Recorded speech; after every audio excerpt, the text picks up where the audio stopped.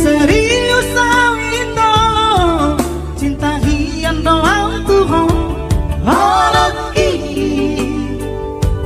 tumarapi burung dan taroba tambe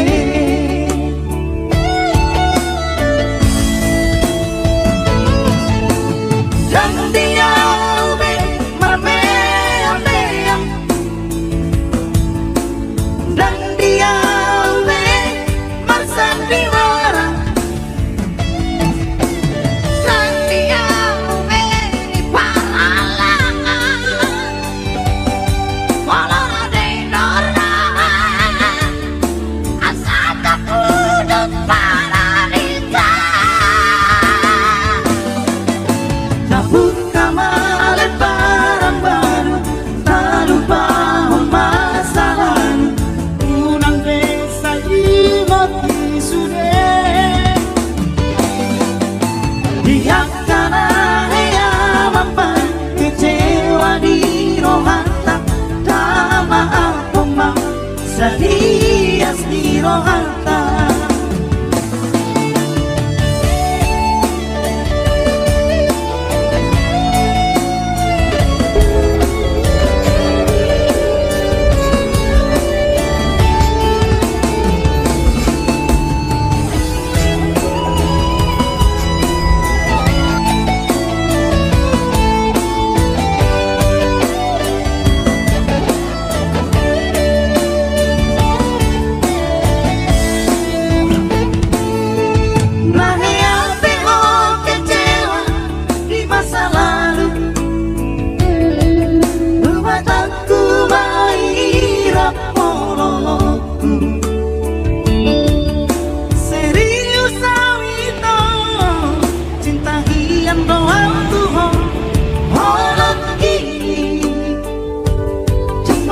burung dan taroba tambe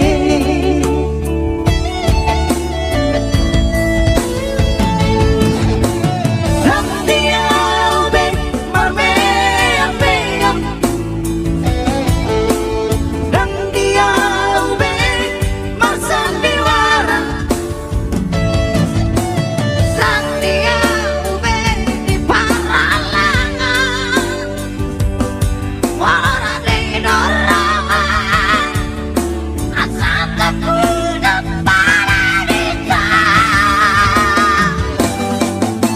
kabuk kamalet barang baru tak lupa masa lalu unang desa ingot isude dia kana hea mampai kecewa di rohanta tama aku mau sadias di rohanta asa tulus pada Natal asa tulus dari kampung Nenggolan, marga Nenggolan, dari kampung kamu ini sudah buta. Kalau pun ada marga lain di kampung ini berarti itu adalah menantu. Nah, dan selain Pulau Samosir juga masih ada 7 pulau kecil lagi di Danau Toba. Ada Pulau Sibandang, ada Pulau Tao. Pulau Sibandang ada 3 desa lagi di sana. Jadi artinya di Danau Toba ada 8 pulau. Yang paling besarnya Pulau Samosir.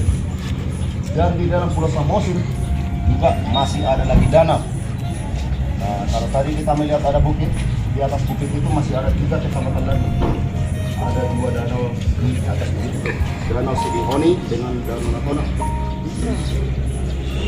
Dan kalau kita keliling-keliling pulau, kita pasti banyak ketemu atau melihat rumah seperti rumah orang Batak, rumah tradisional. Nah, kalau kita lihat, kita amati rumah Batak itu ada 3 jenis. Satu jenis seperti yang di belakang itu, namanya sopo. Sopo itu dipakai untuk tempat meeting, rapat, ya. Dan kalau tidak ada pertemuan rapat, misalnya tempat-tempat seperti ini dipakai untuk bertenun kain, kain ulos atau menganyam tikar. Itulah salah satunya. Satunya lagi, ada rumah Batak itu pintu masuknya dari bawah. disebutlah namanya rumah bolon. Nah, jadi rumah bolon itu dihuni oleh raja yang dulu berkuasa di kampung tersebut. Jadi ini salah satu rumah Raja Sidabuta yang dulu berkuasa di kampung Toma ini. Nah, kenapa raja itu membuat pintu masuk dari bawah? Fungsinya untuk mengantisipasi musuh. Karena setiap orang yang masuk ke rumah raja ini, kepala yang nongol dulu ke dalam.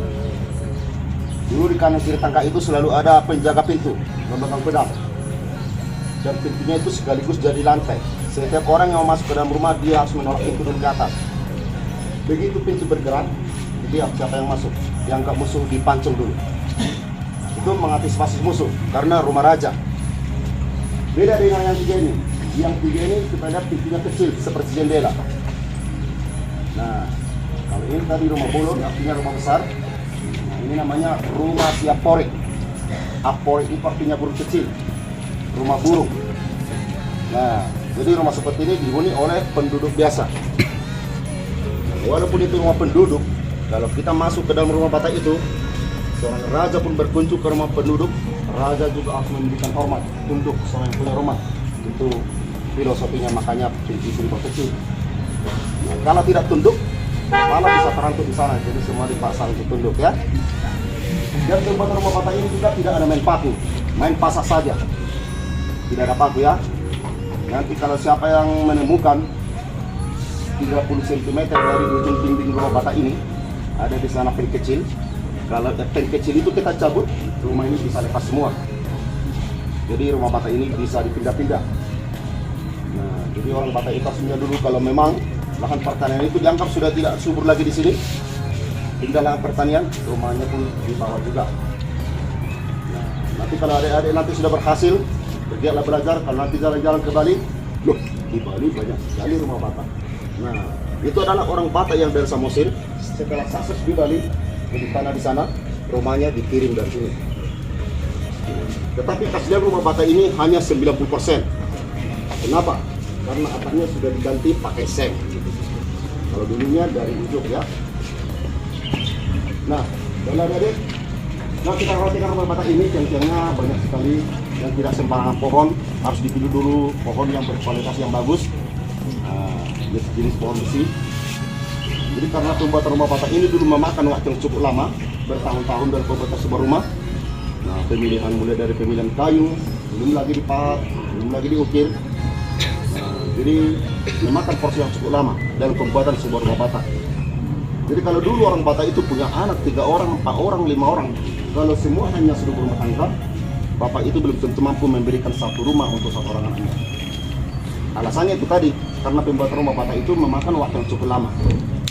Jadi terpaksa dulu orang Batak itu rame-rame lah, mereka tinggal di satu rumah. Jadi rumah Batak itu dulu, termasuk yang 4 ini, dulunya ini dihuni ada 4 keluarga, ada 5 keluarga satu rumah. Padahal di dalam rumah tidak ada sekat, tidak ada kamar, seperti saja terbuka begitu ya. Nah, bagaimana cara mereka tidur 4 keluarga, 5 keluarga satu rumah? Ada yang punya rumah Batak, adik? Antara adik ini? Ada ya? Nah, jadi kalau orang Batak itu dulu tidur, semua laki-laki sebelah kanan, perempuan semuanya sebelah kiri. Kepala mengarah ke dinding, kaki mengarah ke tengah. Balaskan tikar, selimut juga tikarannya, bila Batak. Disebut bahasa Bataknya itu kalau berselimut tikar itu masluba namanya. Nah, jadi sebagai pembahas laki-laki dengan perempuan, mereka meletakkan perapian atau tempat memasaknya atau dapurnya persis di tengah rumah. Sekaliguslah tempat memasak ini sebagai penghangat waktu malam hari. Untuk bapak ibu kita dulu, untuk suami istri, nah bukan suami istri itu, bapak itu dulu terdahulu mendirikan gubuk kecil di sawah atau di ladang terdekat. Disebutlah namanya Marsopo-sopo Balian. Sopo-sopo itu gubuk, bagian itu sawah atau ladang. Karena di dalam rumah cukup ramai ya. Dan misalkan teman kita datang mau ngobrol, ngobrolnya bukan dalam rumah, karena dalam rumah cukup ramai. Ada 4 keluarga, ada 5 keluarga satu rumah, banyak anak-anak. Jadi ngobrolnya selalu di bawah pohon, di kursi batu. Jadi kalau kita mengunjungi rumah-rumah tradisional di Samosir ini, selalu ada kursi batu. Nanti bisa kita lihat di samping ini juga masih ada kursi dengan meja batunya ya. Oke, jadi kalau yang di bawah itu dipakailah sebagai kandang ternak kambing atau kerbau. Karena dulu orang Batak itu dia membuat rumahnya tinggi-tinggi karena mereka dulu takut sama anjing, takut sama babi. Itu semasa Batak itu masih menganut agama tradisional. Nama agama itu Parmalin namanya, agamanya Sisingamaraja ya. Nah, agama itu masih ada sampai sekarang. Karena takut sama babi, takut sama anjing, makanya mereka yang buat rumahnya tinggi-tinggi. Tapi itu dulu orang Batak takut sama anjing. Sekarang setelah masuk agama Kristen, anjing yang sekarang takut sama orang Batak gitu ya. Dari sekarang. Nah, jadi di depan rumah kita melihat ada patung, namanya si Gale-Gale. Nah, jadi cerita patung zaman dulunya itu, kalau saya itu mereka memanggil ahli patung, ahli ukir untuk mengukir sebuah patung menyerupai wajah saya. Nah, kalau sudah selesai itu patung diukir, disebutlah nama patung ini si Gale-Gale. Jadi dibaringkanlah patung ini di dalam sebuah peti. Nanti kalau anak-anak saya rindu kepada bapaknya, karena bapaknya sudah meninggal, nah mereka melihat patung saya itu. Kalau kita sekarang kan melihat foto, dengan kita yang sudah meninggal, rindu kita lihat fotonya. Kalau dulu melihat patung, karena dulu orang Batak itu tidak punya kamera, jadi tidak mengambil foto gitu ya. Jadi setiap ada patung, berarti orangnya sudah meninggal. Nah, si Gale-Gale pertama itu adalah patung anak raja, berarti anak raja sudah meninggal, begitulah. Nah, sekarang ada patung Jokowi, berarti Jokowi masih hidup. Nah, gitu ya. Untuk orang Batak, sebenarnya itu salah. Patung itu menggambarkan bahwa yang punya patung itu sudah meninggal. Nah, itulah disebutlah namanya si Gale-Gale. Dan kalau keluarga saya itu lagi pesta, mereka menortor. Karena tortor Batak itu originalnya itu merupakan doa. Jadi bukan hanya gerak tari saja. Itu semuanya adalah doa permintaan. Ada doa meminta supaya anak-anaknya lebih tinggi martabat kedudukannya dari orang tuanya. Nah, jadi tarian itu pun selalu lebih tinggi tangan kanan sedikit daripada tangan kiri. Jadi tidak asal bergerak saja ya. Waktu buka tangan di atas tangan kanannya, diputar seperti ini, digerakkan ke kiri, ke kanan, lebih tinggi tangan kanannya. Tangan ini disorong ke depan, tangan kirinya mendarat di pusat, tangan kanannya pasti mendarat di atas tangan kiri. Nah, jadi ada tiga gerakan itu punya makna masing-masing ya. Nah, jadi kalau keluarga saya itu menarik, kalau mereka 5 bersaudara, salah satu dari mereka sudah ada yang meninggal, digantikanlah dengan patung tadi. Bagaimana cara membuat patung dulu menari di dalam pesta? Terlebih dahulu dibuatlah sebuah acara ritual. Dipanggillah seorang dukun untuk bakar-bakar kemenyan, membaca mantra, memanggil roh yang sudah meninggal tadi. Begitu roh memasuki tubuh patung, patung itu bangkitlah. Ikutlah dia menari di dalam pesta tanpa digerakkan oleh manusia. Digerakkan pakai magic seperti bermain jelangkung ya. Nah, jadi kalau anak-anak saya melihat patung saya menari di dalam pesta, terobatilah rasa rindu mereka. Mereka itu mengira bapaknya hidup balik lagi, padahal sudah mati. Jadi patung bisa dikatakan sebagai pelepas rasa rindu. Nah, digerakkan pakai black magic itu semasa Batak itu masih mengatur tradisional. Setelah masuk agama Islam, masuk agama Kristen, katanya sudah melanggar aturan agama untuk melihat hal-hal seperti itu. Nah, setelah ada larangan itu, kembalilah semua patung si Gale-Gale yang ada di pulau ini disimpan lagi di dalam peti.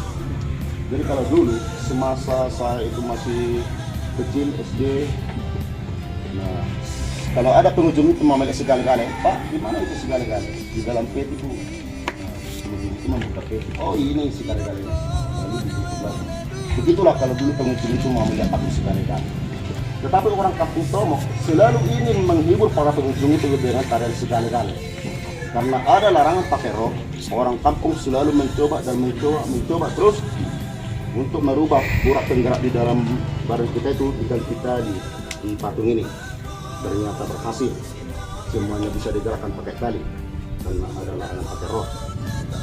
Nah, jadi kalau ingin melihat tarian si Gale-Gale ini diiringi lengkap dengan teman-teman musik ya. Nah, satu hari sebelum berkunjung ke kampung ini harus ada pemberitahuan sebelumnya supaya segala sesuatunya itu dipersiapkan. Nah, kalau lihat musik itu, pemain musik itu ada di atas rumah Batak ini, itu pentas untuk pemain musik. Tetapi sebelum kunjungan kita bisa saja kita nanti menyaksikan patung menari dan kita bisa menari bersama. Nanti boleh saya pandu yang memakai ulos walaupun tidak cukup ulosnya boleh diambil ulos. Nah, kalau ulos untuk laki-laki yang seperti ini, yang lainnya itu berarti untuk perempuan. Nah, Ada juga di sana disediakan hiasan-hiasan di kepala yang disebut namanya sortari. Kalau originalnya dulu itu dari emas yang datang dari keluarga kerajaan. Jadi kalau ulus itu mungkin semuanya kita sudah tahu. Itu adalah pakaian tradisional orang Batak. Dimana sebelum orang Batak itu belum mengenal baju atau celana, Batak itu bertenukai. Kain yang dikeringnya itu namanya ulus. Cara memakainya, laki-laki pakai sarung, perempuan pakai kembar. Jadi kalau pakai selendang berarti itu pertemuan ya, itu pertemuan atau untuk pesta. Dan semua ulus itu punya fungsi masing-masing. Ada ulus itu yang mengatakan yang memakai ulus itu seorang janda. Ada ulus itu kalau dipakai seseorang dia sudah punya cucu, dia masih anak gadis.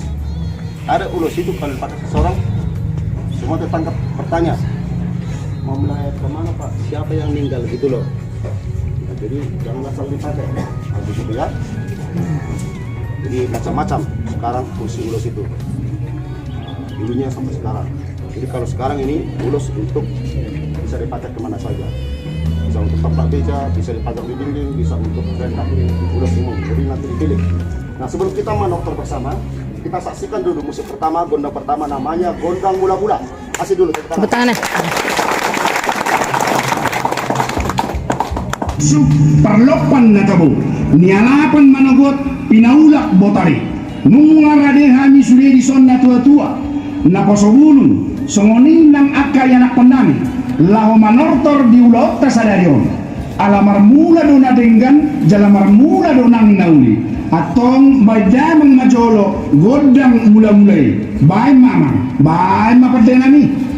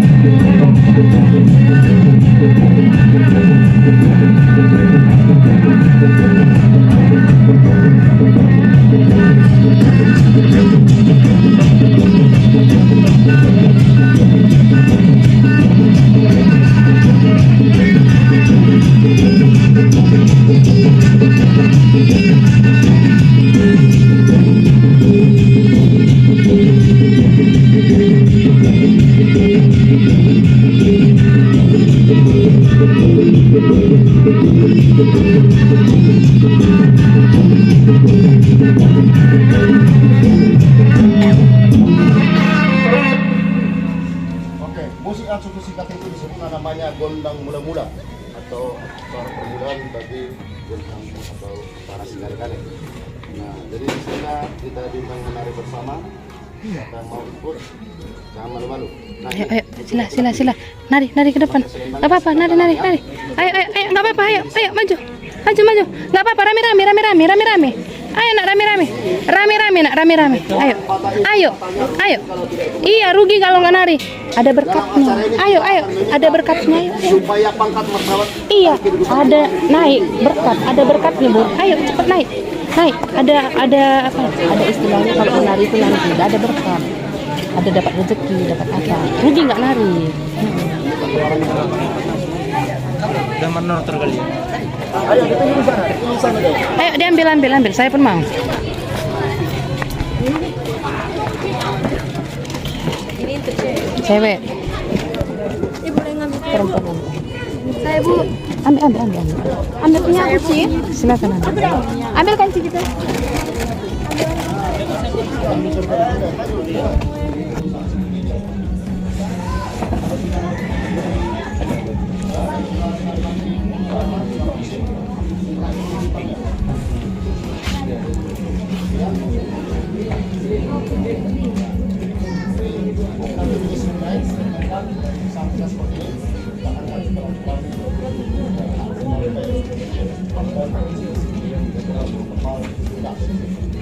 Namanya Gondang Somba. Yang ini memang persembahannya Gondang Somba. Karena waktu kita nanti benar berkeliling, ya. Gondang Songo. Oke, musik.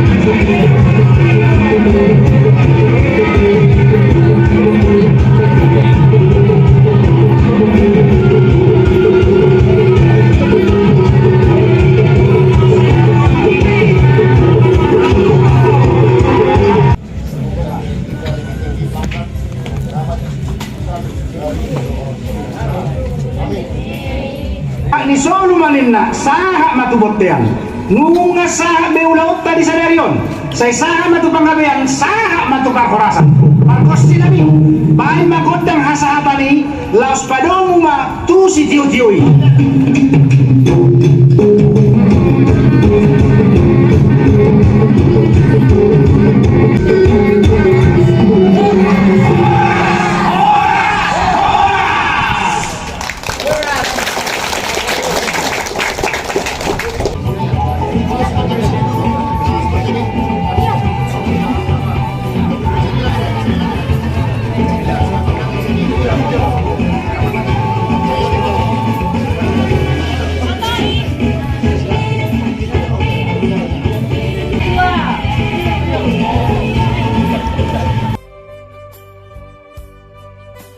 Generasi ke-10.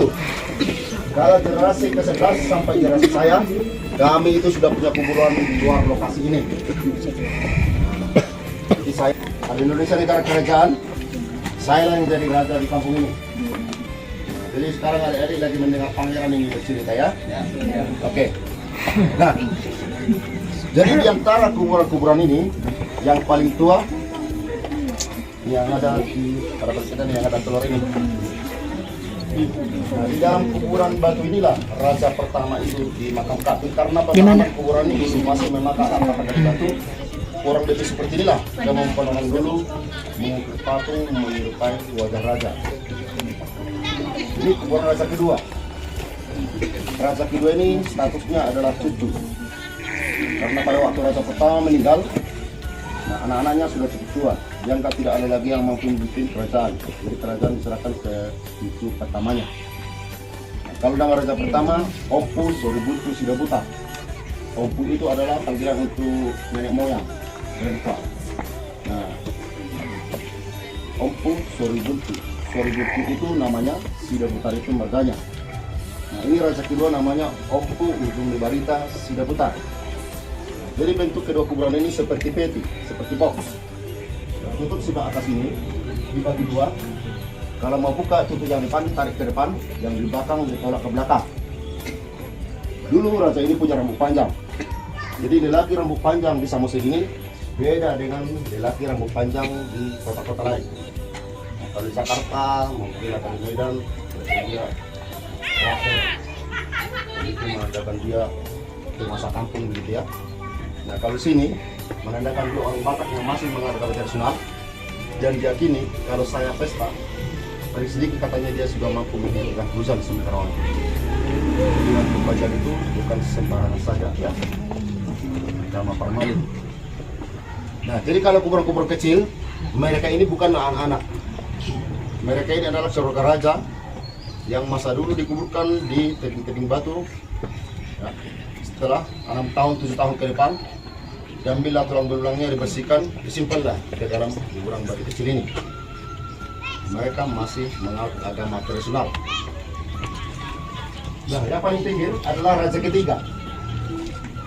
Tetapi di masa tuanya, dialah orang pertama memasuk agama Kristen di kampung ini. Jadi beliau ini sudah dikuburkan di dalam tanah. Setelah itu ikutlah kakak beradik dia. Nah, semuanya mereka sudah ikut dengan agama raja ketiga. Dan semua kuburan yang ada di sini ukurannya masih kecil. Kenapa saya katakan ukuran kecil? Karena sifatnya masih pribadi. Artinya satu kuburan dihuni 1 sampai 5 orang saja.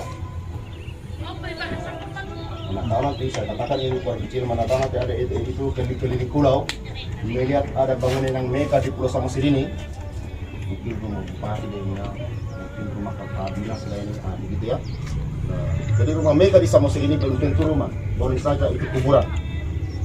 Nah, di Pulau Samosir juga belum ada mall, tetapi di pulau ini sudah ada bangunan lantai, pakai lift lagi. Bangunannya pun 4,6 miliar. Nah, itu bukan mall, tetapi itu kuburan. Kenapa orang Batak membangun kuburan sebesar itu dan biaya segini itu? Nah, itu adalah kuburan untuk satu marga. Karena orang Batak di Samosir ini, begitulah, atau saya lagi berbicara di sini pun, saya juga sudah punya kuburan. Nah, seperti itulah kuburan saya, yang ada rumah Bataknya itu. Kuburan itu ada pintu dari belakang. Nanti ada yang bisa lihat, ada pintunya dari belakang. Tetapi kuburan saya 3 atau 4 kali lebih besar dari kuburan itu. Nah, jadi kuburan itu bagian kotak yang di bawah, lantai di dalamnya itu lantai tanah. Itu adalah tempat untuk proses pembusukan. Jadi bapak ibu yang ada dalam foto itu, masa dulunya dia dikuburkan di kotak yang di bawah. Setelah melalui proses pembusukan selama 6 tahun 7 tahun ke depan, ciri khasnya itu anak-anaknya itu membuat upacara ritual. Mereka memukul kerbau, memukul gendang untuk memindahkan tulang belulang itu dari kotak yang di bawah ke dalam rumah Batak itu. Setelah itu kotak yang di bawah dipakai oleh anak dengan menantunya. Seperti itulah di dalam kuburan saya sekarang. Kakek dengan nenek saya dulu di lantai 1, sekarang tulangnya sudah kami pindahkan ke atas. Kan lantai 1-nya jadi kosong. Sekarang bapak ibu saya lah di situ. Setelah itu nanti kami mengangkat tulang belulang bapak ibu saya ke atas. Di bawah pikiran saya, adik-adik saya, istri kami, begitulah seterusnya. Jadi makanya orang Batak itu membangun kuburan selalu besar ya. Nah, bukan seperti yang di kota-kota itu. Saya pernah jalan-jalan ke Medan, saya lihat kuburan di Medan itu kuburan Buddha, kuburan Kristen, kuburan Islam, seperti pot luasnya ya. Luas sekali. Dan Samosir bukan seperti itu. Satu kuburan saja yang dipakai untuk temurun. Dimana tahu nanti ada itu dari Pulau Samosir ada bangunan mega, dia punya pintu lebar-lebar, ada teras bangunannya. Kalau turun hujan kita bisa berteduh. Tapi kalau kehausan air minum jangan asal main ketok pintu. Harus selalu bertanya, rumah kayak itu apa kuburan begitu loh. Nanti jangan ada adik mengatakan orang Samosir itu sombong-sombong, nggak mau bukan pintu rupanya itu kuburan. Ya, nah, itulah makanya kuburan itu besar-besar di Samosir. Tetapi sebelum masuk agama Kristen, yang pertama masuk ke Samosir itu adalah agama Islam. Yang membawakan agama Islam itu adalah orang Aceh, bernama Tengku Muhammad Said. Dan dulu Tengku Muhammad Said ini orang paling dekat dengan Raja Sidoarjo kedua. Jadi di masa hidupnya Raja Sidoarjo kedua ini memesankan kepada ahli kerajaan untuk memahatkan patung Tengku Muhammad Said di bawah patung raja. Ini dia yang pakai songkok ini, Tengku Muhammad Said. Nah, jadi dia tidak ada kuburan di sini. Akhirnya dia balik ke Aceh karena sebelum kedatangannya di sini dia sudah punya anak keluar dari Aceh. Dia cerita setelah raja dulu dia tinggal di kampung ini, salah satu anak darah untuk dijadikan istri. Rupanya dia sudah punya anak istri Aceh. Jadi kepergiannya itu dikarenakan berkaitan dengan filosofi Batak. Tadi ada minyak cicak dengan payudara, seperti ini yang dikenal itu. Seperti di rumah Batak itu ada cicak, ada payudara. Nah, cicak itu bagi orang Batak simbol persahabatan. orang Batak itu diharapkan harus mampu hidup di mana saja seperti kita, mampu menyesuaikan diri terhadap lingkungannya tanpa mengganggu, simbol persahabatan ya.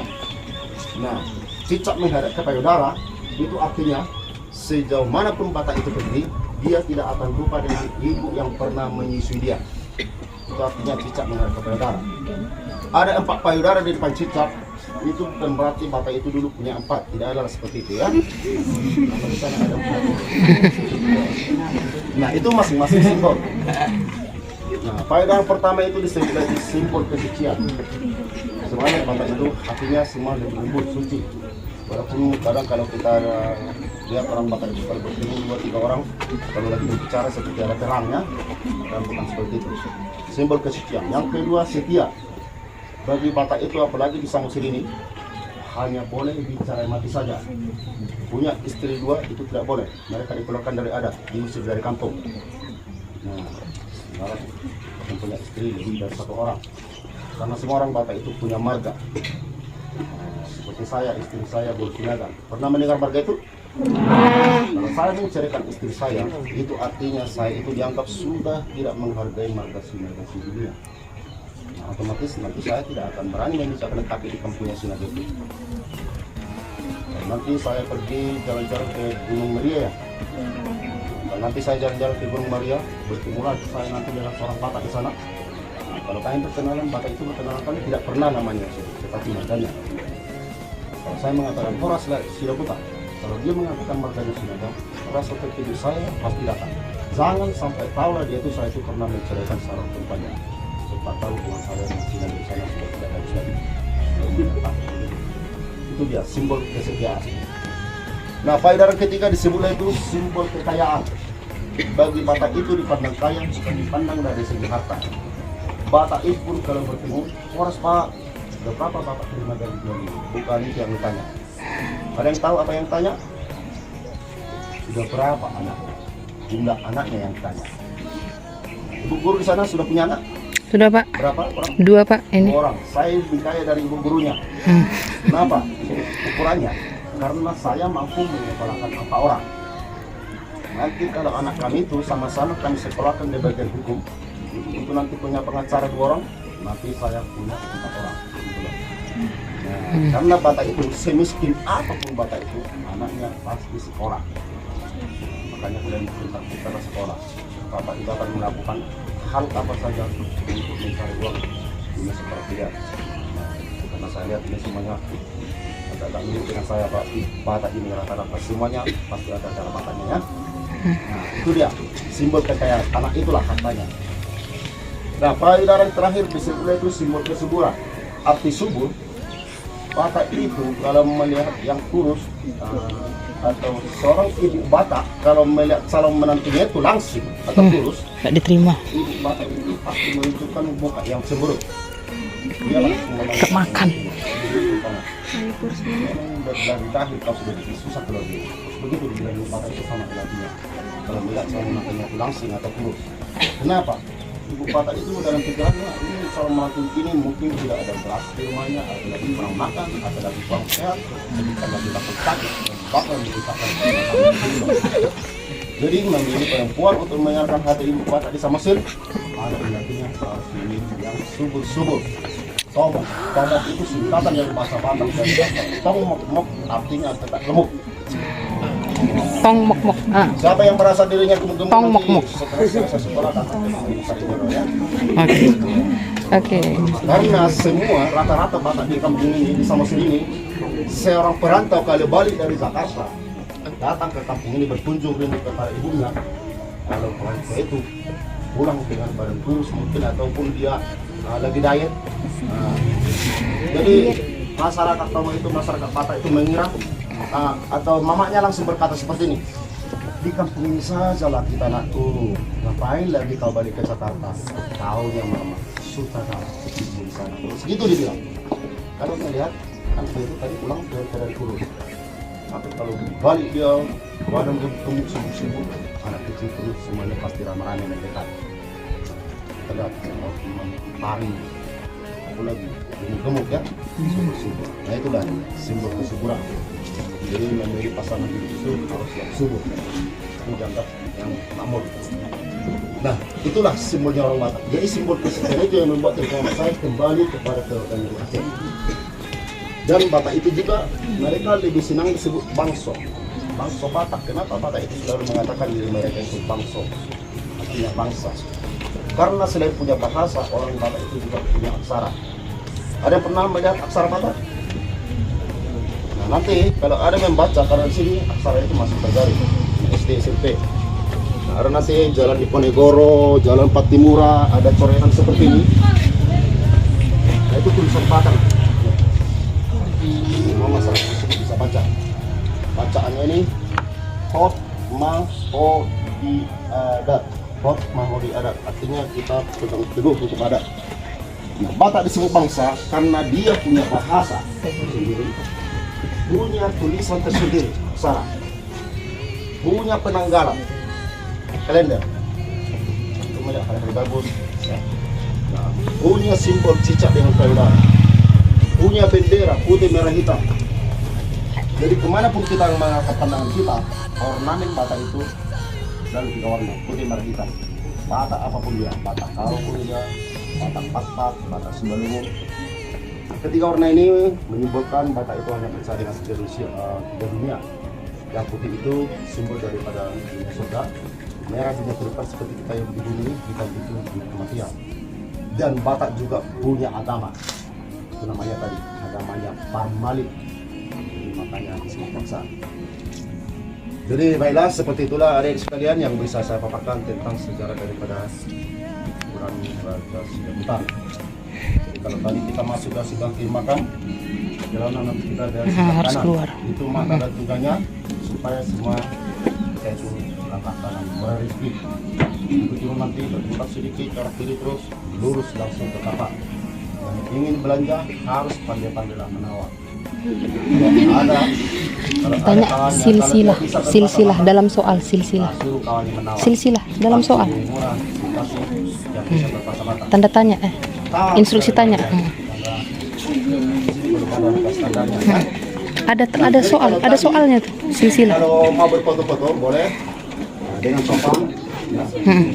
Tanya jawab bisa. Silahkan, dia kan minta tanya silsilah raja-raja. Nah, kita sama-sama dengar. Tentang silsilah Raja Sidah Butar, itu lampirannya ke dalam lampiran. Raja Sidah Butar itu. Ya, silsilah. Raja Sidah Butar itu silsilahnya berasal dari satu bapak, ya, yang mempunyai anak 4 orang. Ya, 4 anak.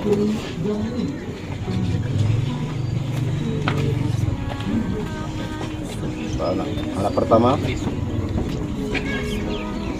adalah Sidah Butar, yang kedua Marga Sijabat, yang ketiga Marga Sidah Balok, Siadari, terakhir Sidah Balok. Nah, jadi nenek moyangnya di atas Parna, yang mempunyai anggota marga anak 5 marga, dan mereka sampai sekarang dilarang untuk saling menikahi. Oke? Berapa tinggi patung segala-gala? Kalau patung segala-gala itu tingginya sama seperti ukuran manusia sekarang. Karena itu patung itu adalah menggantikan sosok orang yang sudah meninggal.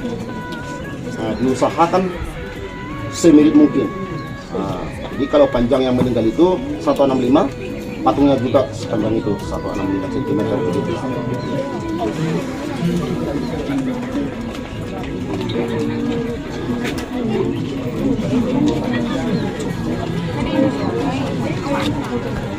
Tradisi megalitik Seperti apa itu? dalam sosial tradisi. Tradisi Batak itu menurut sejarah yang turun temurun, dan banyak juga cerita yang diceritakan turun temurun atau pesan yang dituliskan secara turun-temurun. Ya seperti mengalahat korbo. Mengalahat korbo itu, nah seperti tadi memberikan persembahan. Nah, korbo itu mengalah korbo itu memberikan persembahan seekor kerbau. Nah, jadi acara itu disebut namanya Forja Bius. Bius itu semua marga-marga diundang dalam pesta itu. Jadi mereka memberikan persembahan yang lebih besar, paling sedikit seekor kerbau.